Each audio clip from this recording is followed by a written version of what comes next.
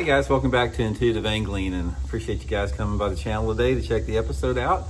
Guys, today I want to talk about the biggest lie that has been circulating forever about bass fishing lures, and really sort of give you guys the truth behind this, because there is a lot of emphasis put on bass fishing lures that people spend way too much time and energy on. There's more important things, so we're going to get into what I consider the biggest lie about fishing lures that a lot of anglers fall for in today's video here. Also, guys, a couple quick things before we get started here. Just a quick reminder, if you guys have not tried it, guys, check out this new Cast King ALTI bait cast reel. If you're in the market to buy one right now, you will not find a better reel for the price. It's got 11 ball bearings. It's got this Halo Vortex braking system on it that makes it nearly impossible to backlash. When you set it right, you can actually cast it without even having to thumb the spool. Just built for stout, man. You guys will love this. Use the promo code Randy10 for an additional discount. I'll have the Cast King link in the description of this video. And also, guys, real quick here, we've got just a couple more days left on that big sale on my Signature Series RB2 and 3 Series glasses from Solarbat. In celebration of our country's 250th anniversary, they got a 50% off sale. This is the biggest sale of the year. You're not going to be able to get them at this discount the rest of the year. I'll put the Solarbat link in the description of this video, or you can get them through my Tackle Warehouse link and use the promo code RandyB for free shipping and handling. Got 3 different frame colors, guys. Got a bunch of different lens options. Quality second to none. You guys will love them there, so appreciate you putting up the plugs there. Okay, guys, there is one big lie about bass fishing lures that I want to sort of bust in today's video, and I'm just going to tell you right off the bat, it is not about the lure. The lure is one variable in terms of actually catching fish, and when you rate them as far as what catches bass, lures are going to be down the list compared to other things. There's other factors that are more important, and that's what I want to talk about in today's video.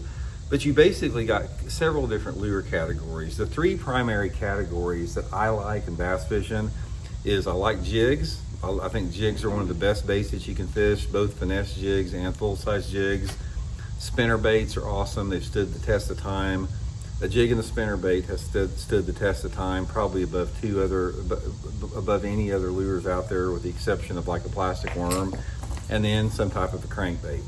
So you got jigs, spinner baits, crankbaits, plastic worms, and then you've got some offshoots like, you know, the more modern stuff like chatter baits and swim baits and glide baits and jerk baits. But those are the basic lure categories. Now, here are the things when you talk about what is the big lie in bass fishing, is you have to think of lures as categories of lures. You can't think about them as specific baits so much. Now, don't get me wrong, there are some specific baits that will outproduce others, but in the big picture, the foundation that you have to develop as an angler is you have to look at baits as categories. Categorize them as like crankbaits. Then you have subcategories of like shallow running crankbaits, mid running crankbaits, deep running crankbaits. You know, same with spinner baits. You got single spins, you got double spins, you got Colorados, you got willow leafs. You know, same with jigs. You got football head jigs, flipping jigs, finesse jigs. Categorize those lures. Don't get hung up on one specific bait. Start out with the lure category, and then you can tweak that a little bit, and you can develop your own personal preferences. Like for mine, in a shallow running crankbait, I love a Megabass S-Crank. That's my favorite shallow running crankbait. You may have another one, but don't get hung up specifically on the bait. I'm not saying that you don't have to factor that in, because it does have an impact, but here's what I want to talk about more than anything else as far as the other factors that will contribute to you catching more fish. And this is where I lose people at, because it's easy to get somebody's attention and keep somebody's attention saying, man, I have got a lure that you need to try. And I do that on my channel, and I do that because there are some baits that, you know, they work really good under certain situations, but you have to take that with a grain of salt in terms of looking at the bigger picture of other factors that contribute with this. Okay, so let's take a crankbait, for example. Let's take a shallow running crankbait. There's dozens and dozens of different types of shallow running crankbaits, different manufacturers, different colors. Some of them have different wobbles on them. Some of them have rattles, some of them don't. There's a lot of different variations in it. That's only one factor of the equation. The other factor of the equation is like when and where and how you fish that bait. For example, when you're talking about a shallow running crankbait, you have a lot of different retrieve options. You have a slow retrieve, a medium retrieve, a fast retrieve. You got a slow medium retrieve with a pause. You got a medium fast stop and go retrieve. You got like a half turn retrieve. There's literally dozens of different options on the way that you can bring that bait in. And based upon the mood and the personality of the fish, it's more about the retrieve than the specific lure in generating that strike. Now, what I mean by this is you can take what I would say is the best shallow run crankbait of all time, like that Megabass S crank. If you're not throwing that Megabass S crank at the right cadence and speed to retrieve, you may not catch anything. There may be another crankbait out there that is not that good, but if you fish it at the right cadence and retrieve, you're going to catch more fish on it than the S crank, simply because that's what's going to generate the strike. The next thing with it is like timing. Timing is another huge factor in lures that override the lure themselves, because if you're not at the right place at the right time with even the best lure, you're not going to catch them. So back to the shallow running crankbait. We'll just use that as an example here in the video. You can use it for any lure out there, but we'll just talk about a shallow running crankbait as like a point of reference. Let's say, for example, you get out there and you fish it for the first 3 hours in the morning and don't get a bite. And then all of a sudden, about 11 o'clock in the morning, you start catching some fish on it because maybe the clouds rolled in a little bit, or maybe the wind started blowing a little bit and activated them, or maybe they started pulling some current and that got the fish fired up. But if you started out in the morning and didn't stay with that bait and put it down by 11 o'clock, you would just say, okay, they're not biting a shallow running crankbait. So it's a timing factor. Now that timing factor is another thing that you have to educate yourself in, because every single condition out there based upon your water temperature and your water clarity may have a different time of day where the fish are a little bit more active.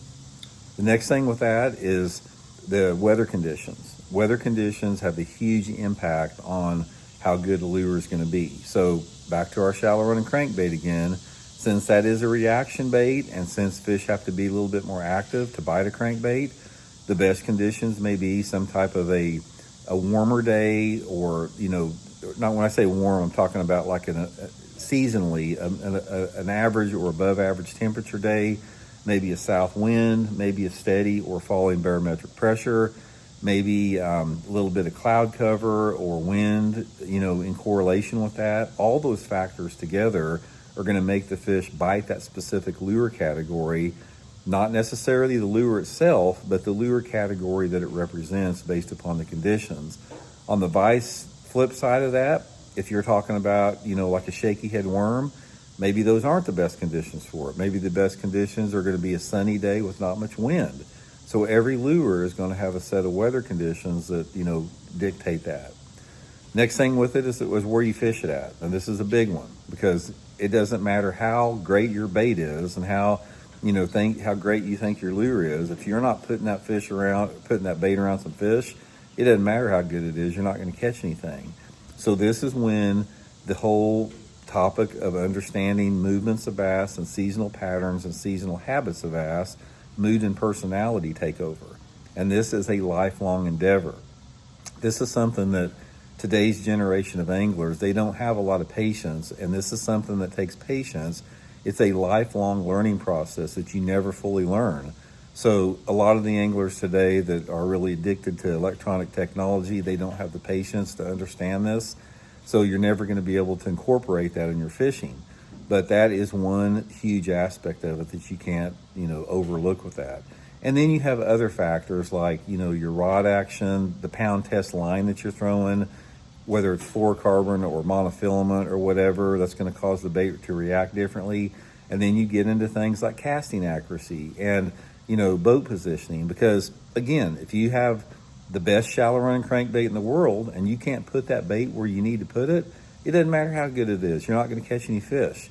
If you're cranking a lay-down log with that S-crank and you can't put that bait within 3 or 4 inches of the side of that log, the closest you can get to it is maybe 2 or 3 feet away from it, you're still not going to catch any fish.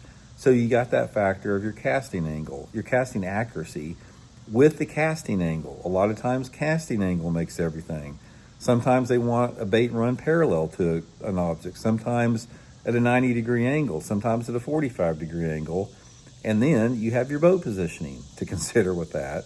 And then you have factors like the angle of the sun, the wind speed, the wind direction coming in on a piece of cover. There's a tremendous amount of variables that override, lures. And that is why, one of the biggest lies in bass fishing about, in bass fishing period, is they focus so much on lures. And again, it's not to say that lures aren't important, because they are. I have my favorites. I have my confidence lures. Everybody does.